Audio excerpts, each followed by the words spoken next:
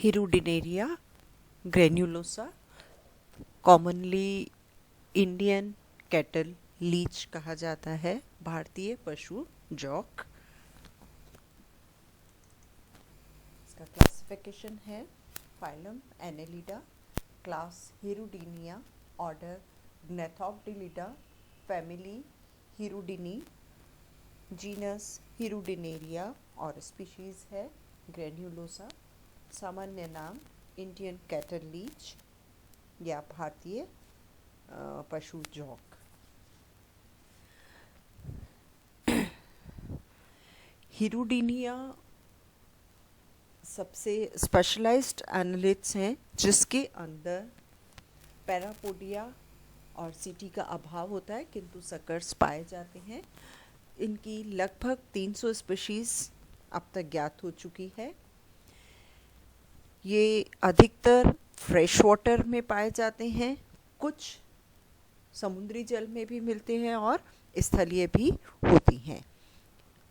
Mostly ectoparasites हैं, vertebrates के blood पर फीड करती है, ब्लड सकिंग एनिमल्स हैं ये, जबकि कुछ प्रिडेशियस भी होती हैं, परभक्षी भी होती है और वर्म्स, स्नेल्स, इंसेक्ट लार्वी पर फीड करती है। हैबिट एंड हैबिटाट, आवास स्थान एवं स्वभाव। हिरुडिनेरिया ग्रेन्युलोसा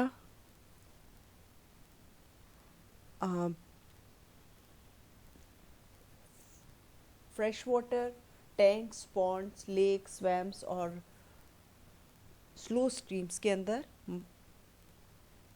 पाया जाता है। ये शैलो वाटर को प्रेफर करता है और वीड्स के अंदर, लॉग्स या स्टोन्स के नीचे कंसील्ड स्टेज के अंदर पाया जाता है। यह रुधिरधारी है, ब्लड सकिंग होता है, परजीवी है और वर्टिब्रेट्स के को में से ब्लड सक करता है, स्पेशली फिशेस, फ्रॉग्स, कैटल्स और ह्यूमन बींग्स जो कि पॉन्ड के अंदर एंटर करते हैं।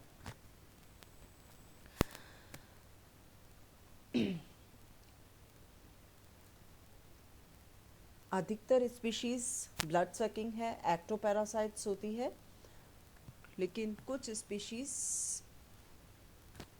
प्रीडेटरी भी होती है। ये हर्मेफ्रोडाइट या उभयलिंगी जंतु हैं, लेकिन फिर भी इनके अंदर क्रॉस फर्टिलाइजेशन होता है और एग्स कोकून के अंदर डिपॉजिटेड रहते हैं और इनके अंदर डेवलपमेंट या विकास प्रत्यक्ष प्रकार का होता है, कोई भी लार्वल अवस्था नहीं पाई जाती है। एक्सटर्नल मॉर्फोलॉजी या बाह्य आकारिकी सबसे पहले लेंगे, शेप एंड साइज। बॉडी इनकी सॉफ्ट वर्म के समान, लंबी, द्विपार्श्व सममित और सखंडित होती है। एक्सटेंशन की अवस्था में इनका शरीर पृष्ठ अधर तल से चपटा होता है, रिबन के समान दिखाई देता है, लेकिन कॉन्ट्रैक्शन की स्थिति के अंदर बॉडी सिलेंड्रिकल हो जाती है। शरीर पश्च सिरे पर सबसे चौड़ा होता है और धीरे धीरे ये सकड़ा होता जाता है। इसके अंदर संकुचन और शीतलन की अद्भुत क्षमता पाई जाती है। सामान्यतः ये 10 से 15 सेंटीमीटर लंबा होता है, लेकिन फुल ग्रोन स्पेसिमेन जब भी पूरा इसमें एक्सपेंशन होता है तो इसकी लंबाई 30 से 35 सेंटीमीटर तक हो सकती है। डॉर्सल साइड बॉडी की कॉन्वेक्स होती है और वेंट्रल साइड फ्लैट रहती है। कलरेशन, बॉडी ब्यूटीफुली कलर्ड होता है, उसके ऊपर कैरेक्टरिस्टिक मार्किंग्स पाई जाती है। Dorsal surface generally olive green colour की होती है, जबकि वेंट्रल सरफेस ऑरेंज येलो या ऑरेंज रेड कलर की होती है और इसके साइड्स के अंदर दो धारियाँ पाई जाती है, ऑरेंज येलो या ब्लैक कलर की। डॉर्सल साइड पर एक मीडियन लॉन्गिट्यूडनल बैक स्ट्राइप दिखाई देती है। सेगमेंटेशन या खंडी भवन,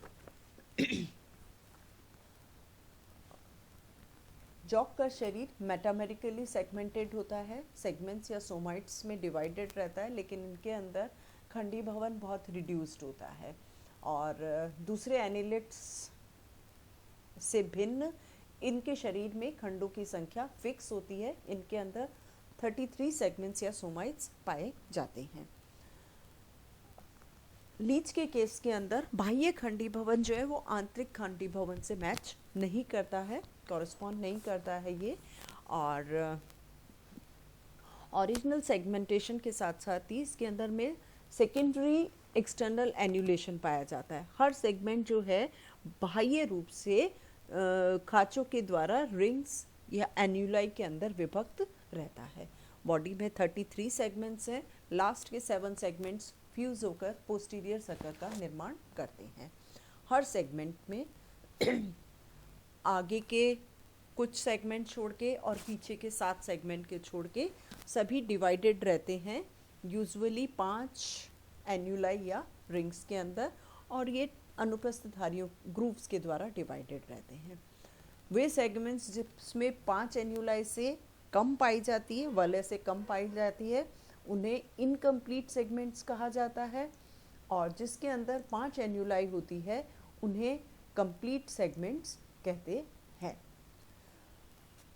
क्लाइटेलम टेम्पररी होता है, सिर्फ ब्रीडिंग सीजन के अंदर बनता है और 9वें, 10वें और 11वें खंड के अंदर पाया जाता है। ये देखिए,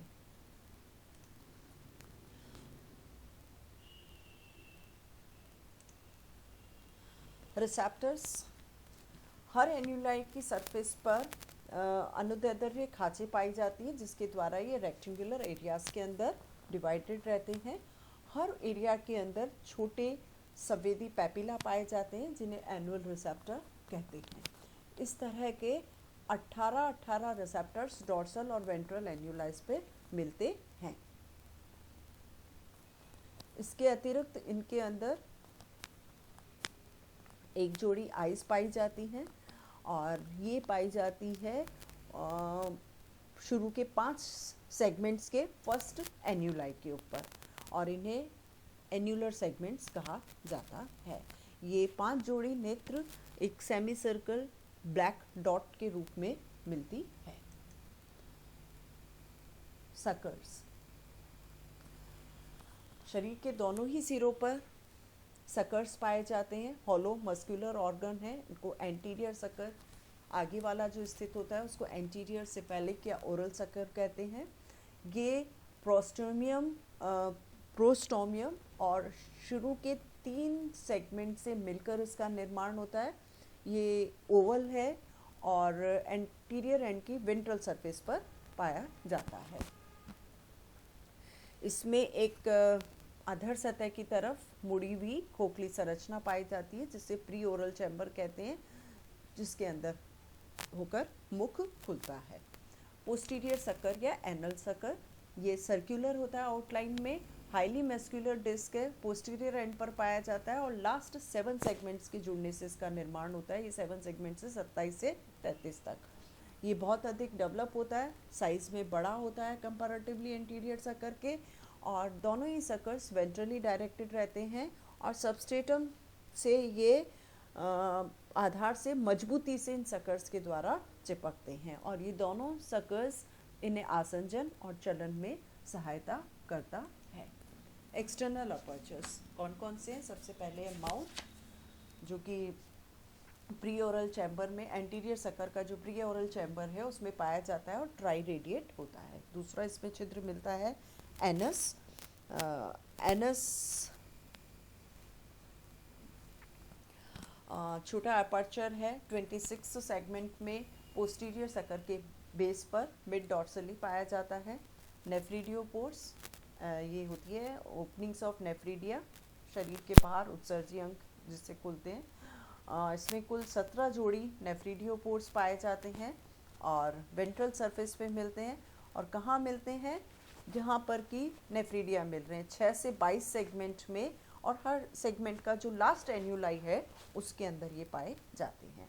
मेल जेनाइटल अपर्चर, ये 2nd और 10th सोमाइट की 2nd और 3rd एन्यूलाई के बीच में स्थित होते हैं, मिड वेंट्रल साइड पर, और इनके द्वारा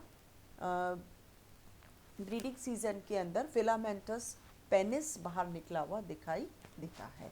female genital aperture, female genital aperture male के कंपैरिजन में छोटा होता है और सेकेंड और थर्ड एन्यूलाई 11th जो सेगमेंट है उसकी सेकेंड और थर्ड एन्यूलाई के बीच में मिड वेंट्रल साइड पर पाया जाता है।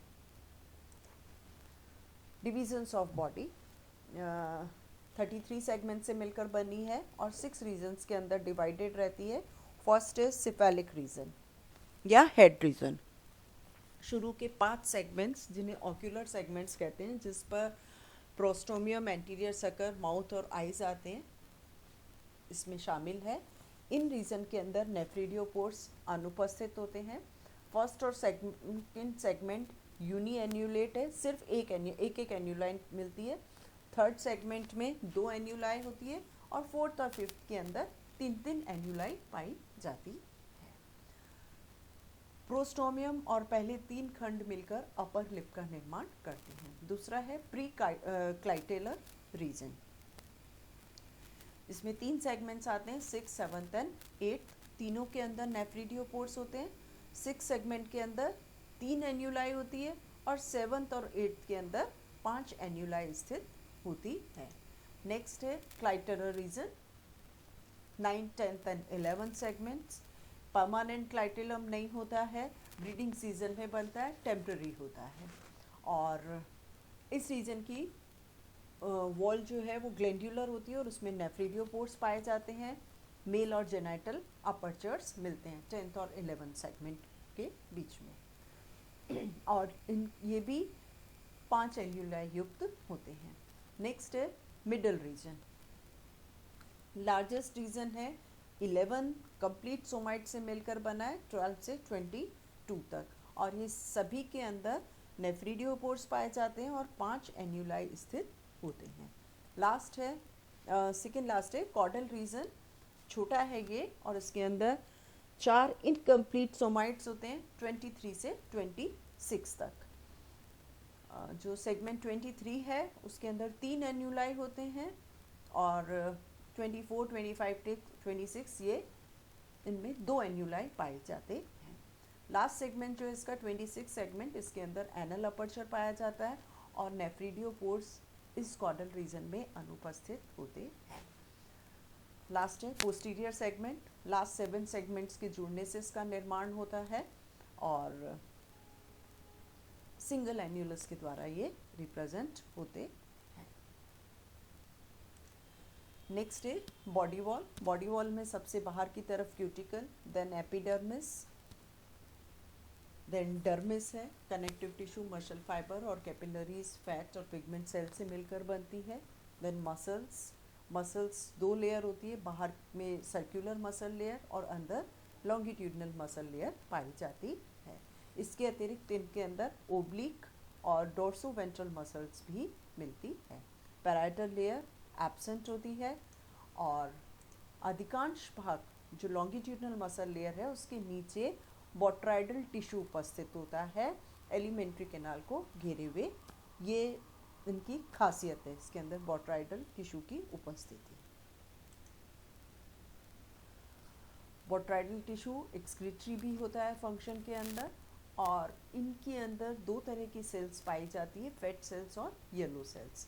फैट सेल्स के अंदर फैट ड्रॉपलेट्स होती है, कुछ ग्लाइकोजन होता है और येलो सेल्स जो है वो येलो, ब्राउन या ग्रीन ग्रेन्यूल से भरी रहती है और ये माना जाता है कि ये एक्सक्रीटरी होती है। इसका फंक्शन क्या है बॉडी वॉल का? प्रोटेक्शन, स्लाइम कोटिंग इसके चारों तरफ बनाता है ये। सेंसरी होती हैं ये और इसके अंदर ग्लैंड सेल्स पाई जाती है जो कि ऊथिका के प्लग्स का निर्माण करती है। नेक्स्ट है लोकोमोशन। 2 तरह से ये लोकोमोशन शो करते हैं, क्रीपिंग या लूपिंग और दूसरा है स्विमिंग। क्रीपिंग के अंदर में क्या होता है, सबस्ट्रेटम पे इस तरह से करते हैं। सबसे पहले जो पोस्टीरियर सकर है वो सबस्ट्रेटम से आधार भाग से चिपक जाता है और इस वक्त में क्या होता है, सर्कुलर मसल्स के अंदर वृत्तुल पेशियों में कॉन्ट्रैक्शन होता है और लॉन्गिट्यूडनल मसल्स में रिलैक्सेशन होता है, जिसके फलस्वरूप शरीर की लंबाई बढ़ जाती है। इसके बाद एंटीरियर सकर जो है वो सबस्ट्रेटम पे चिपक जाता है, आगे आगे आई, बॉडी की लंबाई बढ़ी, एंटीरियर सकर आगे आगे आगे सबस्ट्रेटम से चिपक गया और पोस्टीरियर सकर रिलीज हो जाता है। इस वक्त जो इसकी अनुदैर्ध्य पेशियां हैं उसमें संकुचन होता है और सर्कुलर मसल्स रिलैक्स करती है। फलस्वरूप क्या होता है, पोस्टीरियर सकर इस सबस्ट्रेटम से अपने आप को छोड़ देता है और ये यू शेप में आ जाता है। ये देखिए, ये आगे आ गया है और पोस्टीरियर सकर अब एंटीरियर सकर के जस्ट पीछे आके अपने आप को फिक्स कर लेता है और ये प्रोसेस इस तरह से रिपीट होता रहता है। स्विमिंग में क्या होता है, लेटरल अंडुलेशन से जो पृष्ठधर तल से चपटी बॉडी है वो जल के अंदर मूव करती है और इसके अंदर डोर्सोवेंट्रल मसल्स का कॉन्ट्रैक्शन और लॉन्गिट्यूडनल मसल्स में रिलैक्सेशन रिपीट होता रहता है। नेक्स्ट है डाइजेस्टिव सिस्टम। डाइजेस्टिव सिस्टम में एलिमेंट्री कैनाल और डाइजेस्टिव ग्लैंड्स आती है। एलिमेंट्री कैनाल एनालिट्स में कंप्लीट है, स्ट्रेट ट्यूब है, माउथ से एनस तक फैली रहती है। ये ब्लड सकिंग एनिमल है, इसलिए एलिमेंट्री कैनाल भी इसके अंदर इस हैबिट के अकॉर्डिंग मॉडिफाइड रहती है और मेजर पोर्शन जो है एलिमेंट्री कैनाल का वो अनकोगुलेटेड ब्लड को स्टोर करने का काम करता है। बहुत कम पोर्शन से ही डाइजेशन और एब्जॉर्प्शन होता है।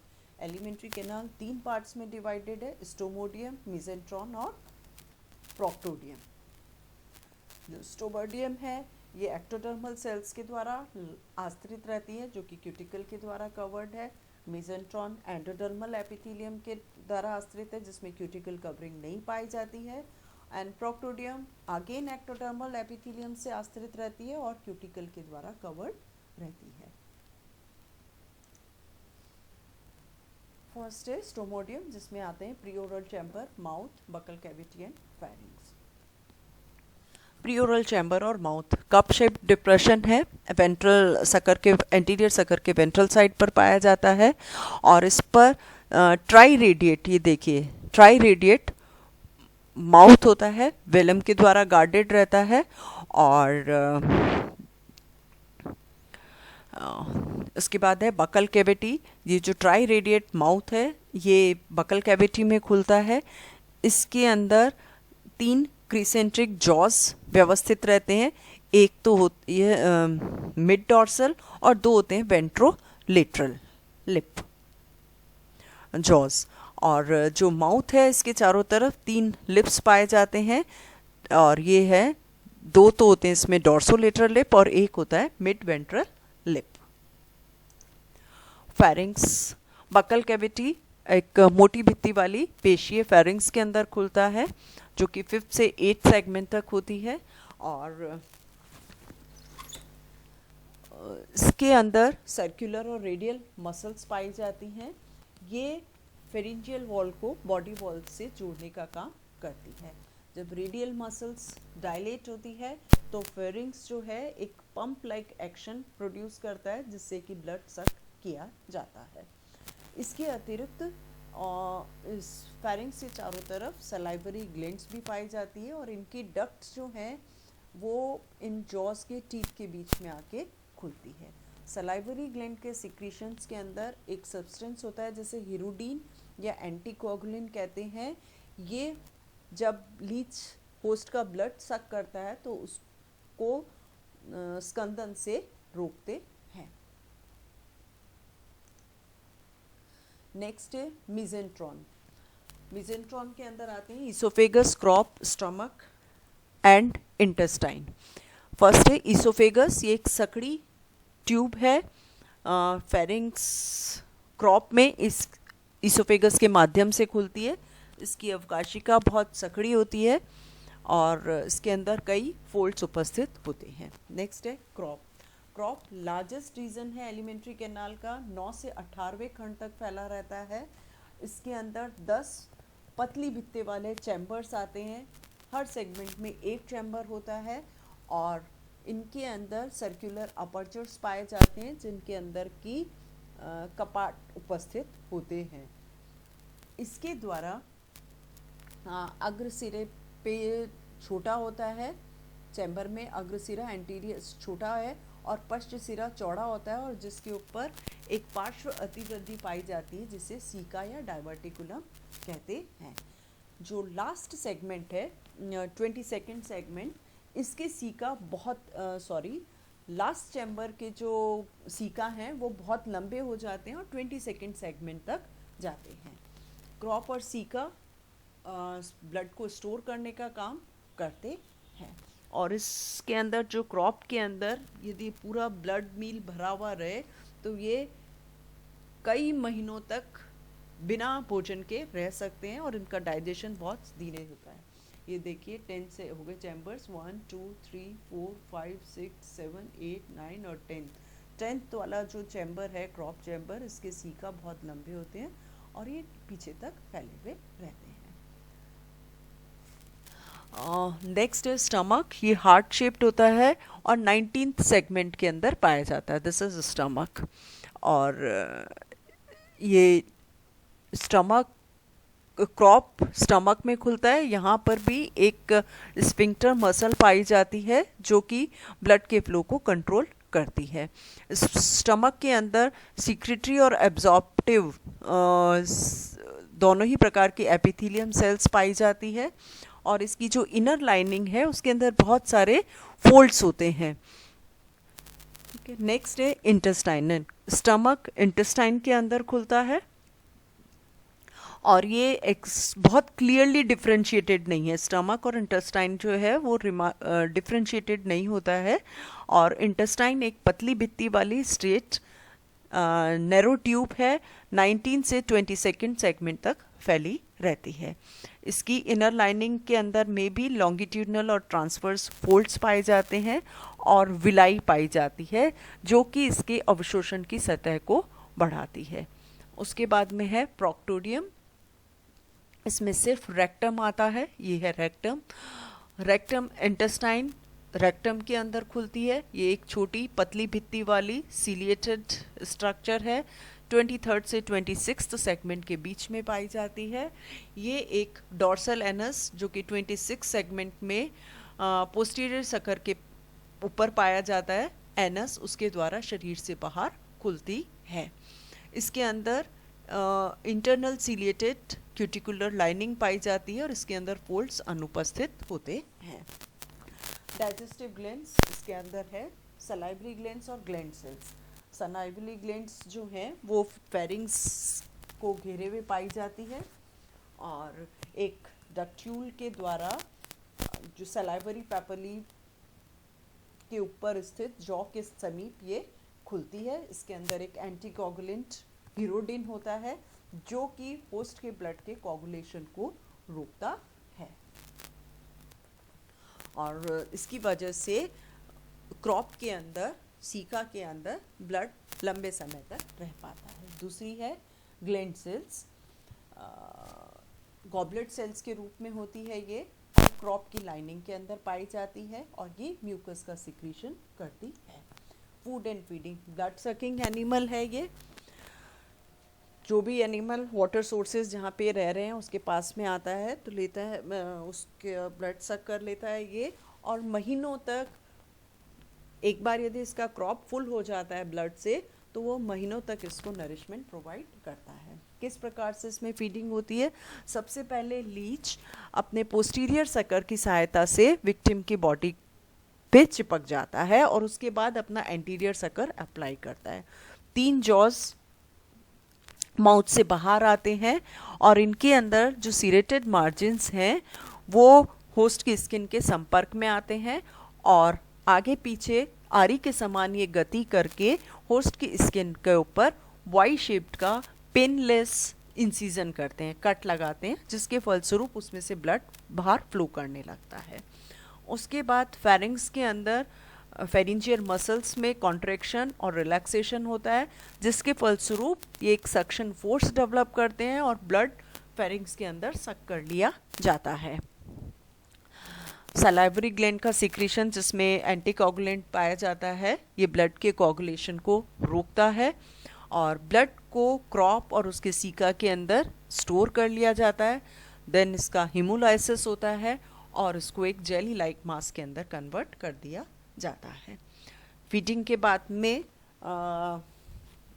ये विक्टिम को छोड़ देते हैं और डार्क प्लेस में चले जाते हैं, शेल्टर, डार्क और कंसील प्लेस में शेल्टर लेते हैं और अपना आराम से पाचन करते हैं।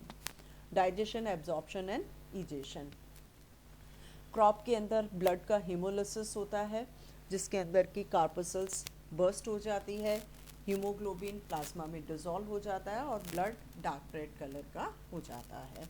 ये ब्लड धीरे धीरे अपर्चर से पास होता हुआ स्टमक तक आता है। स्टमक में आने पर ये ग्रीन कलर का हो जाता है और इसका डाइजेशन होता है। लेकिन इंजेस्टेड ब्लड का हीमोग्लोबिन डायरेक्टली स्टमक की वॉल में जो सेल्स है उसके द्वारा एब्जॉर्ब कर लिया जाता है और ग्लोबिन जो है इंजेस्टेड ब्लड का वो मेनली यूज़ किया जाता है एज अ फूड।